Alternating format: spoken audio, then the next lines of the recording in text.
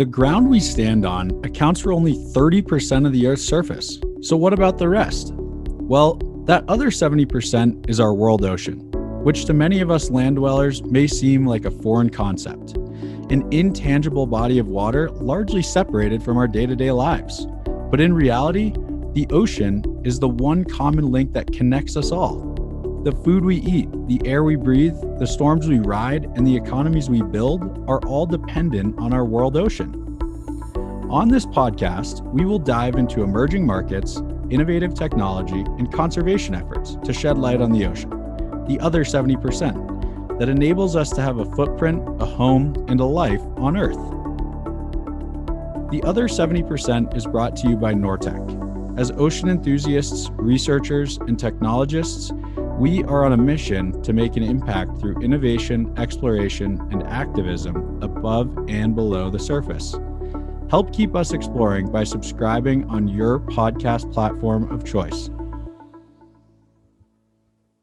Welcome to this week's episode, everyone. I am your host, Nevin DeParlo. Today, we'll be discussing the ROBOAT Project, a collaborative research project between the Amsterdam Institute for Advanced Metropolitan Solutions and the Massachusetts Institute of Technology. ROBOAT's mission is to create an autonomous or self-driving boat, which can be used for passenger transport, trash collection, and more.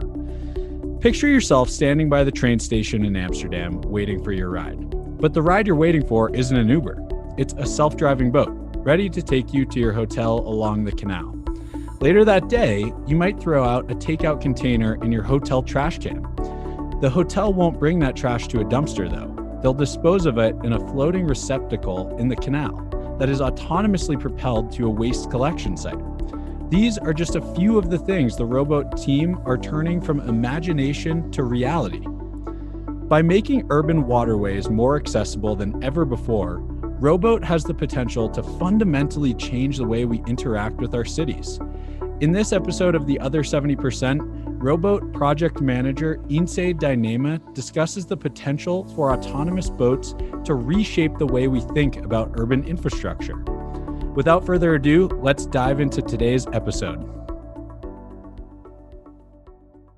First of all, Ynse, welcome to the Nortec podcast, the inaugural Nortec podcast. We really appreciate you joining today, and we're very excited to learn a bit more about ROBOAT and all of the exciting developments that you and the teams at AMS and MIT have going on, and how that could shape the future of the Amsterdam Canal. So, thanks for joining us today. Thanks for having me, Nevin. Appreciate the opportunity and happy to talk about the project. Yeah, absolutely. No, we're looking forward to it. And I guess to start things off, would it be useful to maybe get a quick intro from you personally on your background, maybe before ROBOAT, and then how you initially got involved with the team at AMS? Yeah, I can give a quick intro. So interestingly enough, I have a background in neuroscience. So I was being trained to become a neuroscientist, researching behavior and brain.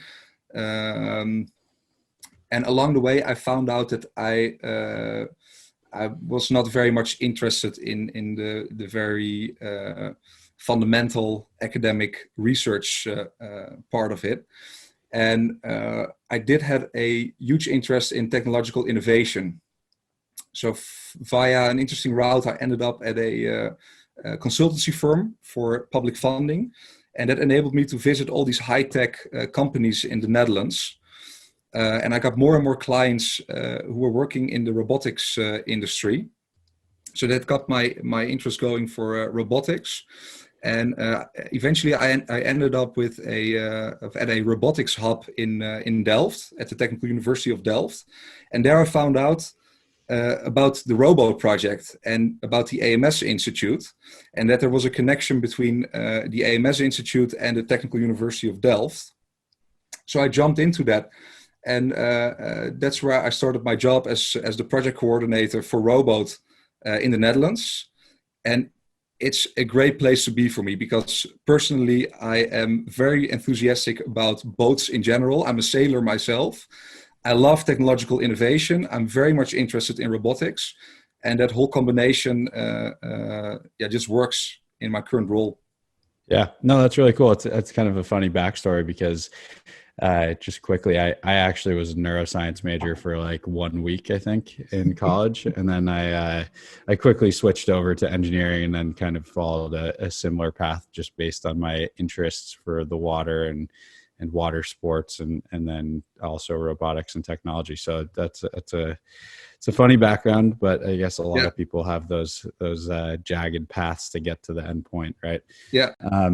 Yeah, it's really cool. And just in our brief experience working together, I've found the ROBOAT project to be, very unique, which is kind of funny because there's been so much development on the front of self-driving cars and autonomy on land. And that's starting to, pierce its way into the maritime world as well, but less so for urban transportation and infrastructure. So I think that, it would be really helpful for you to give a little bit of a elevator pitch on what ROBOAT's goals are in Amsterdam and how that can be scaled and how that really stands out in the industry, because it really is unique, and what you guys are doing could play a major role in various cities around the world. Yeah. So to give you some context about ROBOAT, ROBOAT is a 5-year R&D project that we're doing together with MIT in the United States. And in Amsterdam, we have the institute where I work for. It's called the AMS Institute. And the concept of ROBOAT evolved from the idea that we were considering the existing infrastructure in Amsterdam, the canals, and we were thinking, how can we reimagine what we could do on these canals? Because the city of Amsterdam is facing many challenges with respect to mobility. So how can we make sure that all citizens in Amsterdam can go easily from point A to B?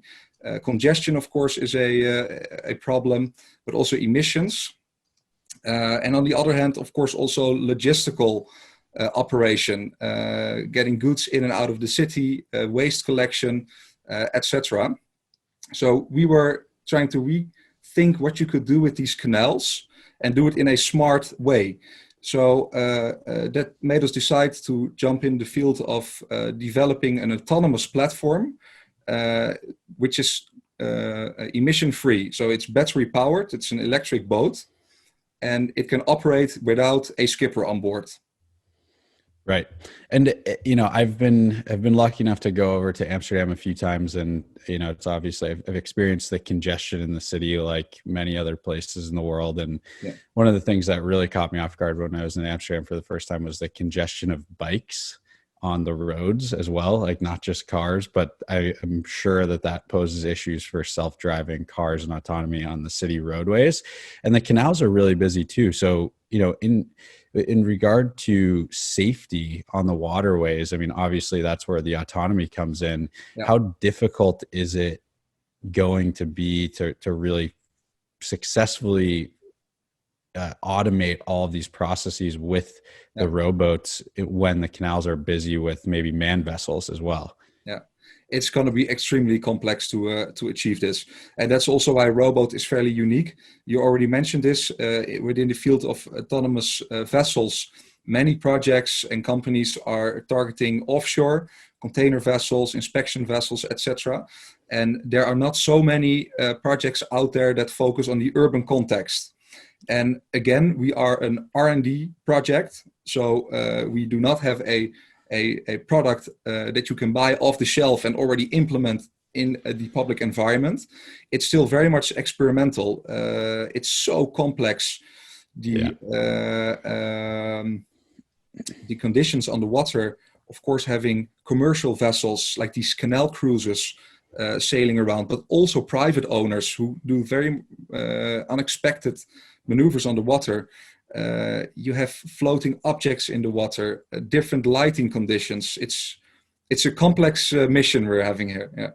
Yeah, certainly. And the thing that you mentioned too, with and we talked about it earlier, just with the majority of, I think, ocean-based technology companies focusing more on the offshore environment Yeah. is, the fact that there are fewer obstacles and typically still men or women or crew members on board to monitor the autonomy, right? And so Yeah. rather than saying it's fully autonomous or uncrewed, it's really manned autonomy in the way that it's still being overseen from a bridge or a computer in some sense or another. And I think that that's what's also really unique about Rowboat is that, the end goal is to truly have, full autonomy. There's no one on the boat who is there to back up or drive the system when you're getting from point A to point B. But Nevin, if you think about it, it makes sense because,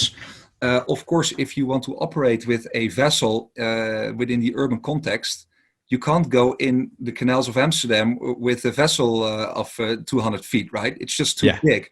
So you need to think on a different scale. You need to have smaller vessels.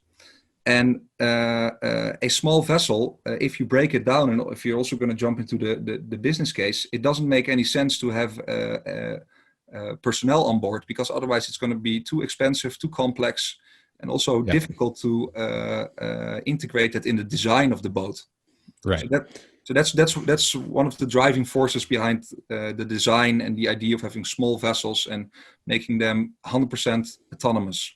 Yeah, absolutely. And I think it's an amazing goal and something that, we're seeing become much more of a reality. And it's cool to see in the maritime context as well, because I think that the focus has been entirely on land-based autonomy for this full 100% autonomy for personnel transport and logistics. And this is really one of the first times that, we've seen tangible results, I think, of a fully autonomous, uncrewed vessel that will operate, for multiple purposes in a city-based environment, which is really unique and really exciting. And on that front, with regard to, I guess, the development of the boat for different uses, beyond personnel transport or water taxis or water buses, there's also a lot of talk around using the rowboats as the interface, the edge interface between urban infrastructure and land and the canals or maybe the ports. Can you talk a little bit about, the other applications beyond water taxis and water buses? Yeah. So indeed, these water taxis or on-demand passenger transportations, it's fairly easy to envision how that would look like. But of course, the rowboat platform can also be used for logistic operation. We even sometimes don't call the rowboat a boat, but we call it a platform. That's also incorporated in the design. So we have a universal hull design, which consists of a bottom deck and a top deck, and we can switch out the top deck depending on different functionalities. So we can have the passenger inlay, but we can also switch it out, for example, to a container vessel. And these logistical functionalities are also being pushed forward due to a huge challenge that the city of Amsterdam is facing, and that has to do with the historic infrastructure. So we have very old quay walls and bridges, and they're extremely fragile. We're starting to understand it better and better day by day, but the city of Amsterdam really needs to reconsider if we can still have these heavy trucks driving around in the historic center. Going towards waterborne logistics, it makes sense. And the autonomy can be a huge driver to enable it. Yeah.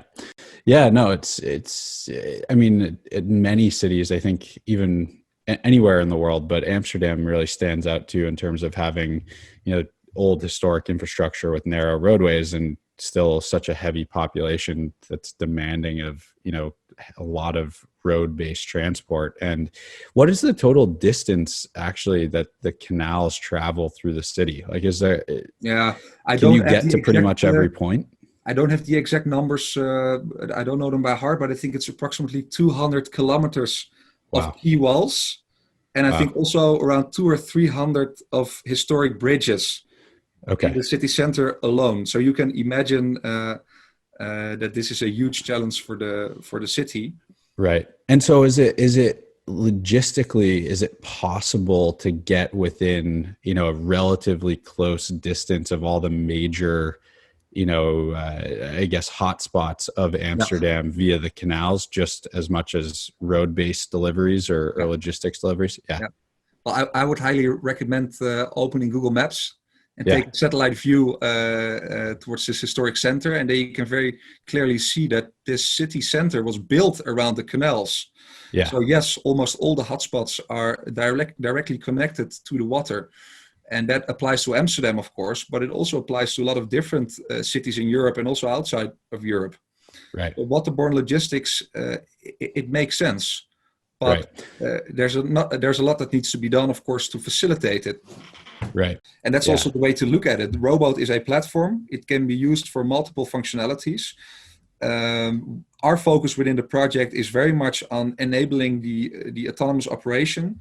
So developing the perception technology, the navigation technology.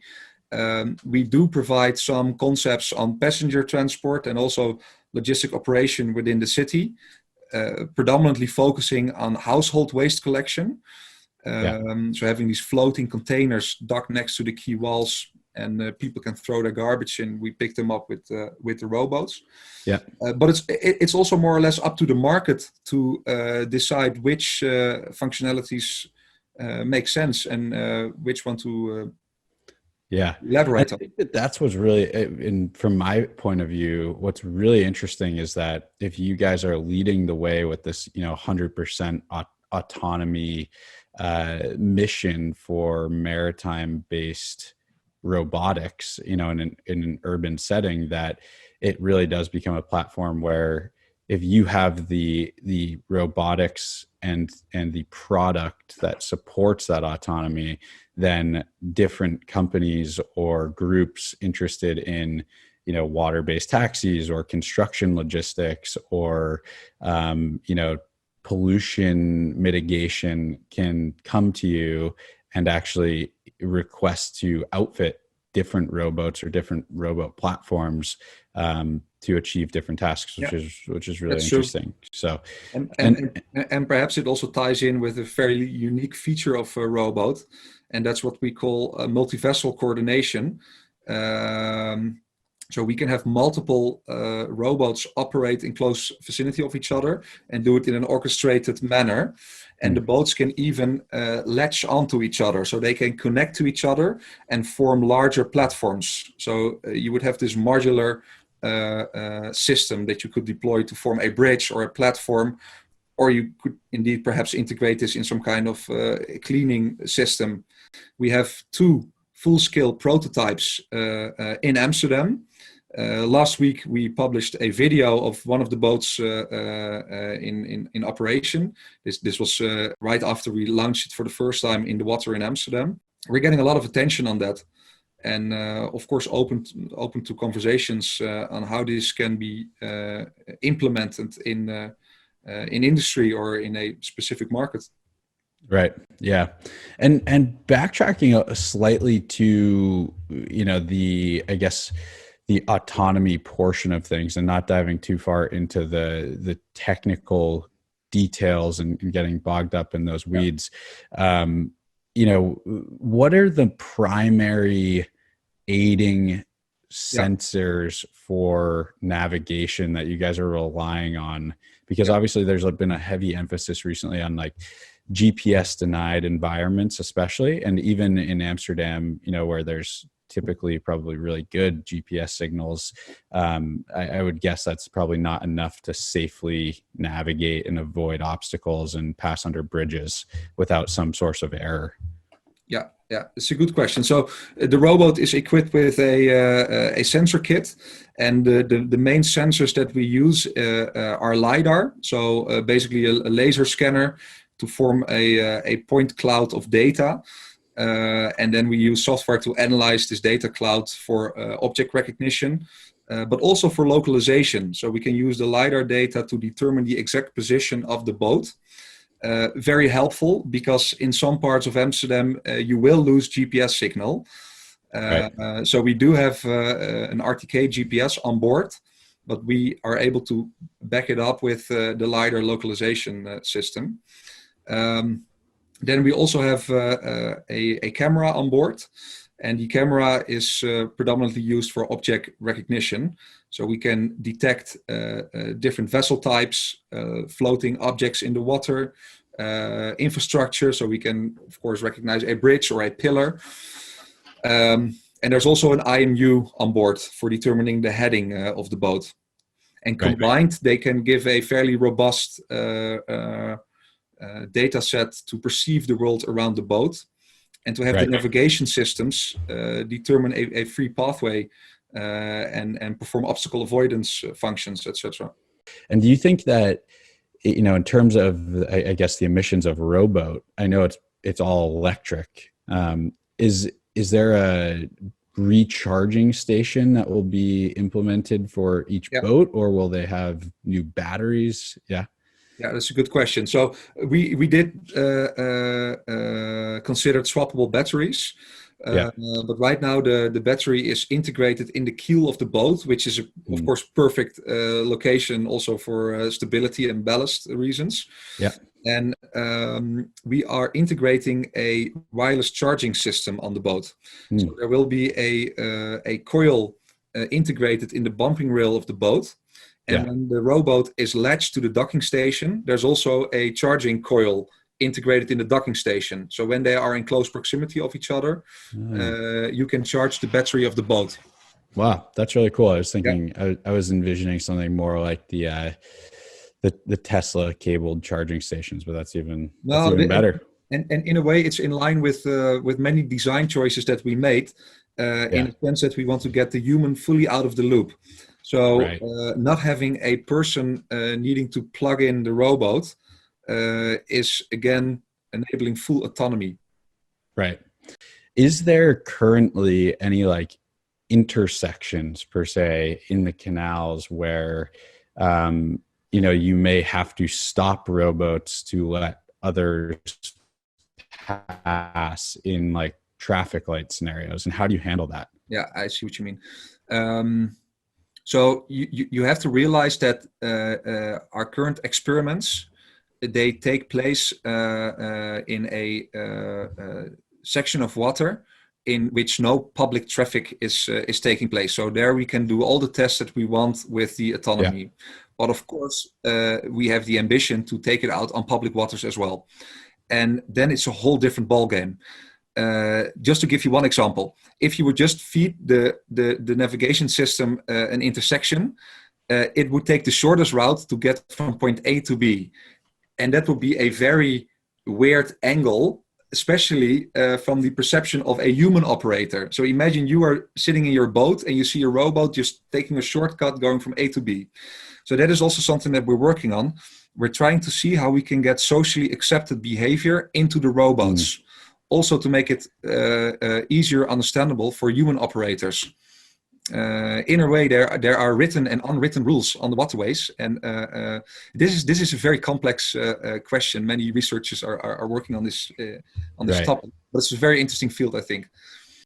Yeah, I haven't thought about that. So in terms of, and I guess you can kind of relate to it more just because people probably have more experience on land-based autonomy. Maybe if you've sat in a self-driving Tesla before, I think a lot of people have, in terms of, sitting behind the wheel or in the passenger seat and, letting the car completely take control, and maybe the car has movements or makes decisions that wouldn't be the exact same that in the way that you would choose to do them if you were controlling the gas and the steering wheel.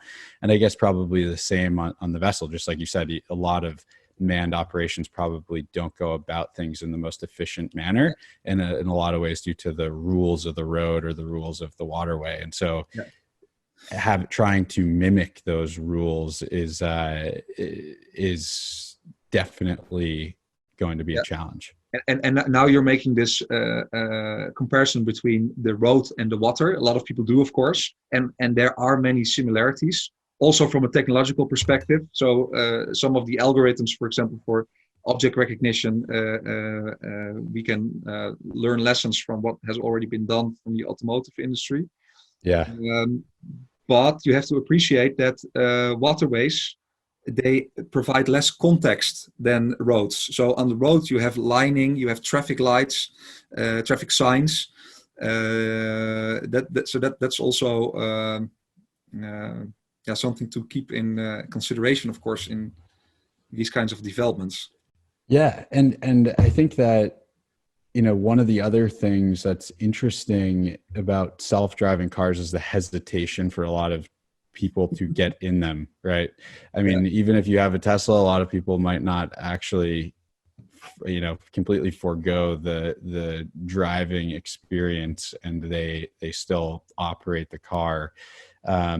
You know, or have you guys done any surveys or talked to many people about their willingness to trust the technology and the rowboat in the canals or in the port setting? So I think it's already 2 years ago, we did an experiment with virtual reality.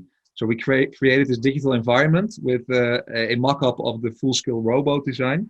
And then we had people virtually sit in the cabin and measure their responses.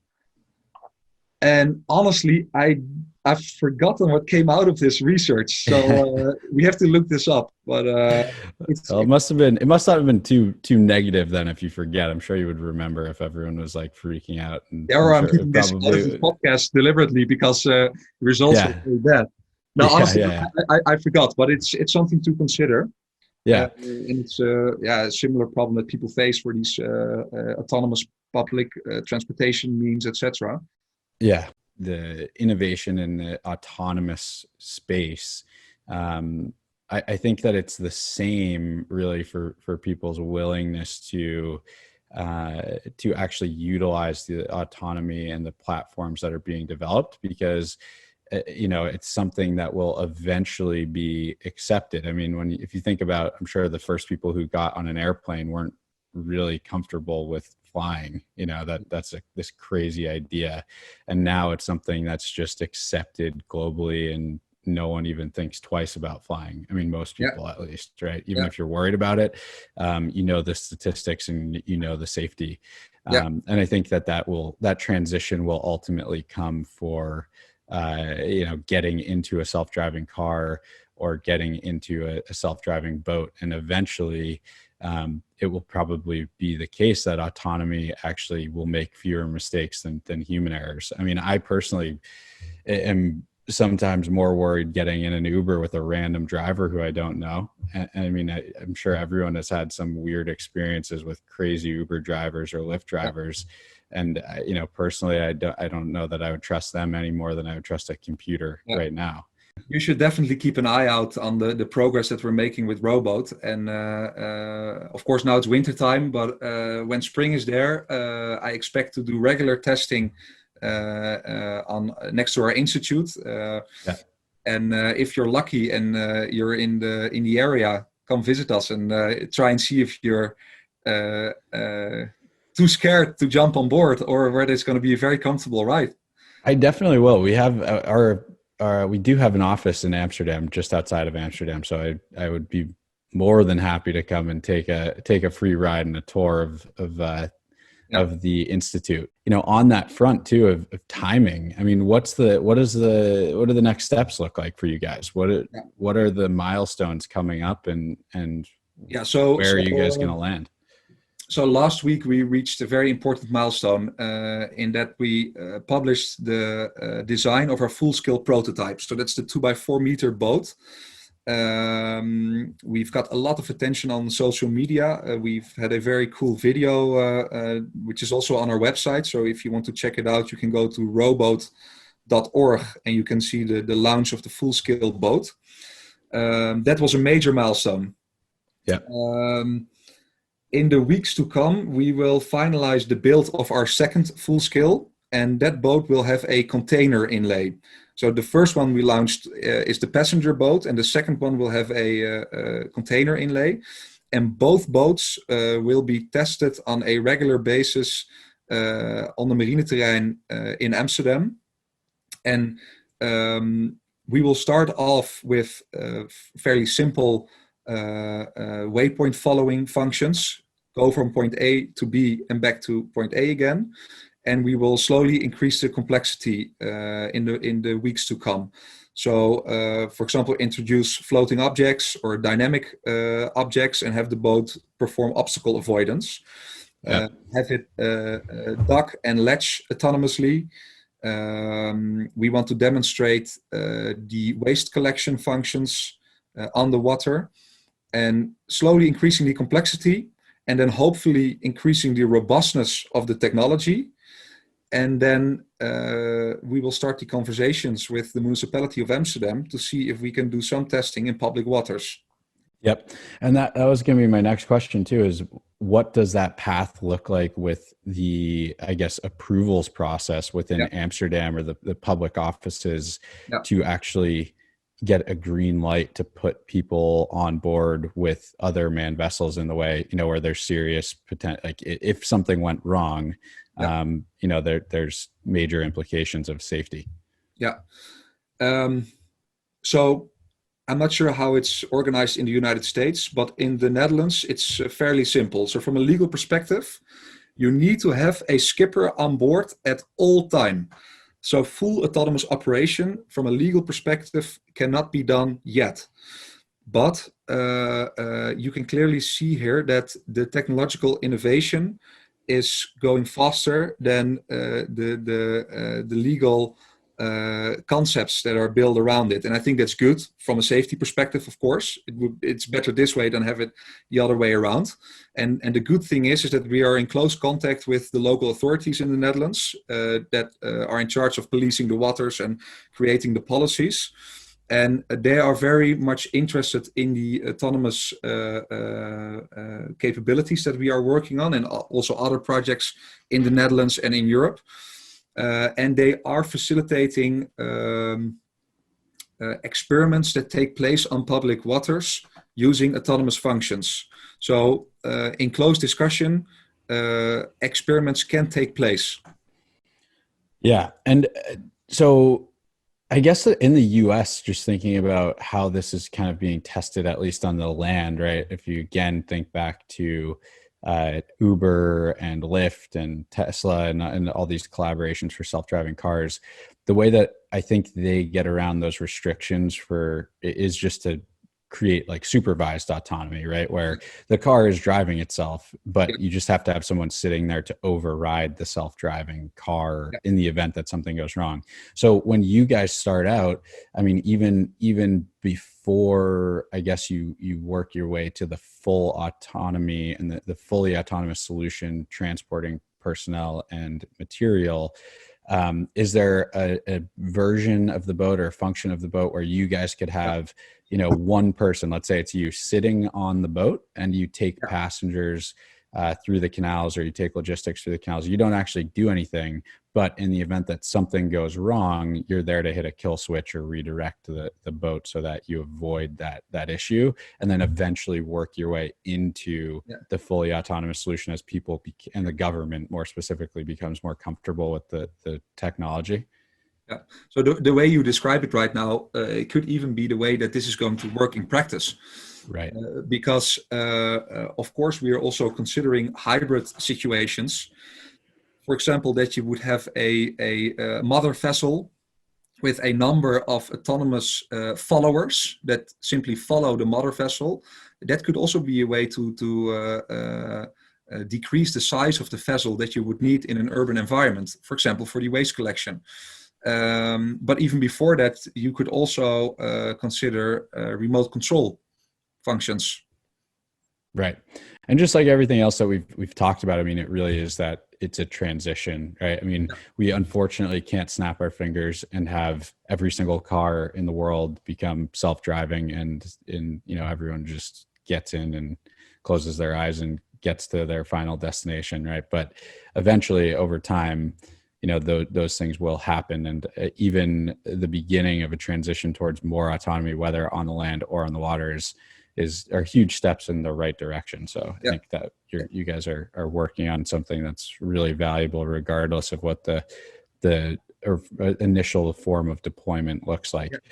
The interesting thing is, so we've talked about waterborne logistics, right? That could be a major change in the years to come for many cities, because they face similar problems with congestion and they want to get rid of these heavy trucks in the city center, etc. But that's just waterborne logistics. We're adding autonomy on top of that. So we're questioning ourselves, why is autonomy of added value for waterborne logistics? Right. So right now, if you'd ask me, it has to do with you have to scale down the vessel. A smaller vessel is more suitable for the urban context. And that makes sense looking at labor costs, of course. But also don't forget the flexibility of having an autonomous vessel compared to a manned vessel. Our boats, they don't care if it's 3 o'clock in the morning. If you program them to pick up waste containers on the canals, they'll do it. And right. It's also helpful that during these times, the canals are fairly empty. Because, of course, on a summer day, it's fairly busy on these canals. So it makes sense to work in these weird time slots. And their autonomy can play a serious role, I think.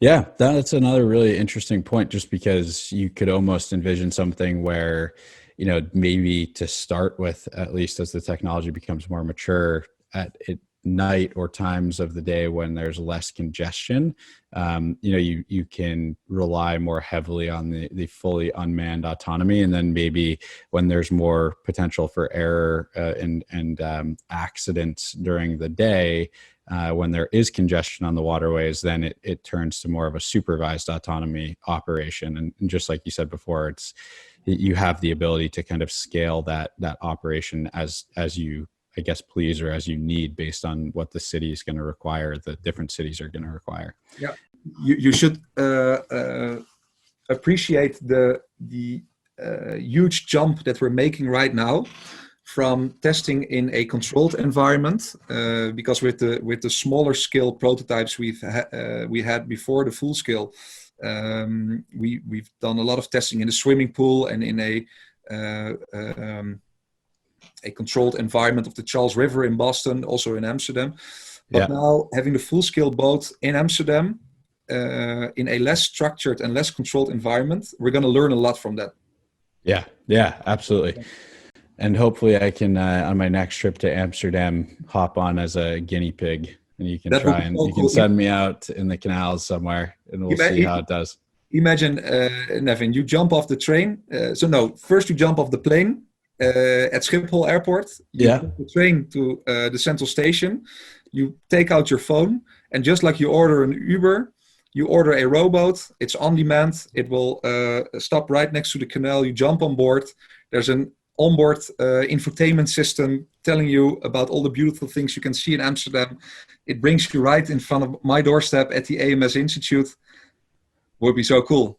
It would be awesome. That's something that I'm on board with, and I would love to have the chance to test out. So next time I'm in town, and next time we're able to get over to Europe, which is hopefully, in the coming months, it would be great to see it all in action and actually get a ride. So I think it is the future, and what you guys are doing is amazingly cool, because there aren't many people approaching the issue in the same way, as the road-based autonomous systems for maritime industry and urban maritime industry rather. And I think that's really unique and something that there needs to be more focus and emphasis on moving forward. So we're really happy to be playing a small part in it. It's been great to work with you guys. And is there anything else that you want to talk about or address with anyone who might be listening or learning about Rowboat for the first time? No, I think we touched on the core of the project, and I think it's good that people realize that we're really pushing the state of the art to allow autonomous operation on the water in the urban context. Yeah. Very complex, but we're doing a great job. And who knows what the future will bring. Right now, we're still an R&D project, but we're of course considering options to perhaps commercialize the technology or take next steps. And interesting to discuss with whoever is interested. And if you're one of them, go check out the prototypes when they're sailing. Yeah. And I was just that, in follow up to that, where is the best place for, anyone listening or anyone interested in Rowboat to follow along with the developments, of the platform, the testing of the platform, just for the latest? Yeah, I think the roboat.org website is the best place to go. And of course, you can also follow the LinkedIn page from the AMS Institute or from MIT, the Sensible City Lab. Both of these channels will also publish ongoing developments for Rowboat. Yeah. Great. Well, everyone will be able to listen there, and we can include the links to those different websites in the notes of the podcast, so that people can easily find them and track them and keep up with all of the exciting things you guys have going on. So, Ynse, it's been awesome talking with you, man. I really enjoyed it. Funny to know that we were both neuroscience majors at the beginning, even me only for a week, and then transitioned into this weird world of ocean-based or maritime-based technology. So it's pretty cool, and I'm really excited to see where things go, and hope that the future holds a water-based taxi ride with no one driving the rowboat sometime in the coming years. So we're excited to see where it all goes. Yeah. Thanks again. Appreciate the opportunity. Thanks again to Ynse for joining me on this episode of the podcast. It was awesome to hear all about the exciting ways that Rowboat could shape the future of urban infrastructure. If you're interested in learning more about the Rowboat project, we suggest you check out their website at roboat.org, linked in the description for this podcast. We hope you enjoy the first episode of The Other 70% with Nortec. As always, we are looking for new ways to bring together anyone with an interest in our blue planet. Tune in again later this month to hear more from inspiring entrepreneurs, technologists, and activists who are building the blue vision for the future.